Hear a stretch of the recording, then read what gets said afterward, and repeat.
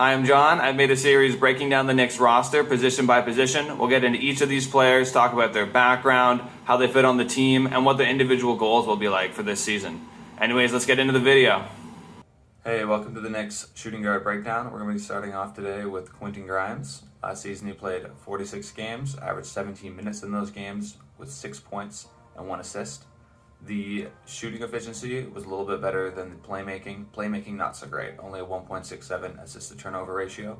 But in terms of scoring the ball, he did pretty well, okay I'd say, from the floor, 40%, and good, solid from 3, 38%. That's great to see out of a rookie. So last year was his rookie season, 25th overall pick, and he definitely got more opportunity towards the end of the year as it was a lot more clear that the Knicks weren't going to be very good. Shot that ball super efficiently and showed that he can be effective on offense without the ball. 38% from the 3-point line, that's awesome. Also, you don't really want him without the ball because then they'll probably turn it over.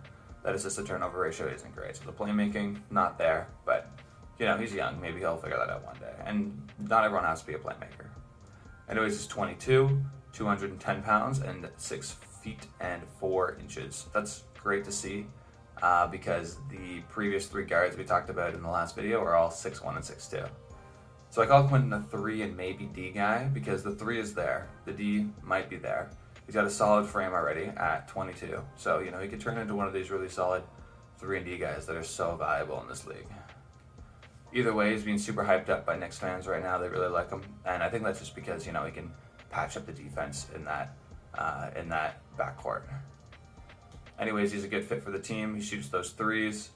He's low maintenance on offense. You don't need to give this guy the ball a whole bunch. You just got to give him some catch and shoot threes when he's open. And luckily, he's not a small guard. He can actually play defense on the shooting guard position, guard regular point guards as well. As for his contract, he's got 3 more years with the Knicks. This year's guaranteed, and the next 2 are team options. And this year, he could become a starter. I'm hearing a lot of chatter from Knicks fans that he might start the year as a starter, and that's not out of the question. And it's not out of the question that he could really improve and be the starter later in the year too. Either way, I don't see him falling out of the rotation. The Knicks really don't have much of a replacement for someone with this guy's archetype. Like I mentioned before, those 3 guards in the previous video, all 6'1 and 6'2. And next up, Immanuel Quickley here, we're going to talk about in just a second. He's 6'2 barefoot as well. So they really need somebody who's a little bit bigger, a little bit stronger to play defense. So right here, next up, Immanuel Quickley. Last season he played almost every single game, 78. So he's a bit of an Iron Man there, good for him. He's a young guy. He played a few more minutes than last year, 23 minutes a game, averaging 11 points on okay efficiency from the floor, 39%, and I'd say good 3-point percentage at 35%. The playmaking too is actually okay. The volume 3.5 assists per game. The assist to turnover ratio of 2.7. It's not amazing, but for this Knicks team, 2.7 is actually pretty good. Chris Paul's sitting around 5%, so it's not quite elite anywhere on this team, but relative to his teammates, it's pretty good. So last year, his playing time was up 20% from the rookie year. That said, though, we scored the same amount of points on just worse efficiency. Now, maybe he just took a step back as a player, but I think it's more that the team was just garbage. And that happens when you go from finishing 4th in the East to not even making the play-in game. Another notable thing too, we talked about that playmaking being pretty good. Last season, he only had a 2.0 assist to turnover ratio, and now he's up to 2.7. So, if that trend continues, he gets above 3, he's going to be the best playmaker on the team. And, he's still young. He's 23 years old, 6'2", scores the ball, can play make. Unfortunately, there's a lot of players that are like that on this team, but we'll get to that later. He doesn't defend particularly well. He doesn't really have the frame to do it, and last season he only got 3 blocks in all 78 games. So that pretty much tells you all you need to know about this guy's defense.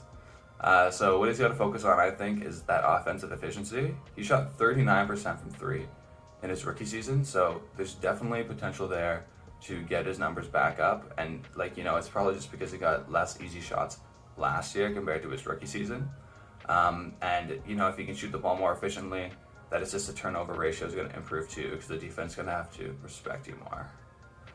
He really needs to find some kind of niche apart from the other small guards on this New York lineup. Like I mentioned, Brunson, D-Rose, McBride, they're all small guards, the same size as him, 6'1" and 6'2".